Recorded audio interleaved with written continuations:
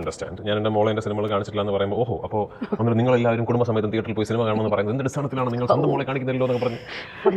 അതെ, ഒന്നാലോചിച്ചാൽ അത് മനസ്സിലാവുന്നതേ ഉള്ളൂ. ഇൻ ദ സെൻസ് എൻ്റെ മോളെ ഞാൻ എൻ്റെ തിയേറ്ററിൽ കൊണ്ടുപോയി, എൻ്റെ ഒരു സിനിമ തിയേറ്ററിൽ കൊണ്ടുപോയി കാണിക്കുമ്പോൾ അവൾ കൊച്ചുകുട്ടിയില്ലേ, അപ്പോൾ അവൾക്ക് എൻ്റെ അച്ഛൻ അഭിനയിക്കുകയാണ് എന്നൊക്കെ തിരിച്ചറിയാനുള്ള ഒരു വിവേചന ബുദ്ധി വരുന്ന ഒരു പ്രായത്തിന് ശേഷം, കാരണം ഞാൻ ചെയ്യുന്നതിൽ കൂടുതലും കുറച്ചൊരു മെച്ചോർഡ് തീംസ് ഒക്കെ ഹാൻഡിൽ ചെയ്യുന്ന സിനിമകളായതുകൊണ്ട് at a point in her life when she is able to make that distinction, okay, ഇത് എൻ്റെ അച്ഛൻ അഭിനയിക്കുകയാണ്, അല്ലാതെ എൻ്റെ അച്ഛനല്ല ഇത് ചെയ്യുന്നത്, ഒരു character.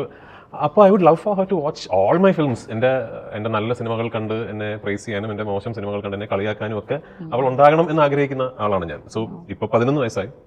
Maybe very soon she will start watching my films. Okay, അവളുടേതായ ഒരു പേഴ്സണാലിറ്റി ഉള്ളൊരു കക്ഷിയാണ്.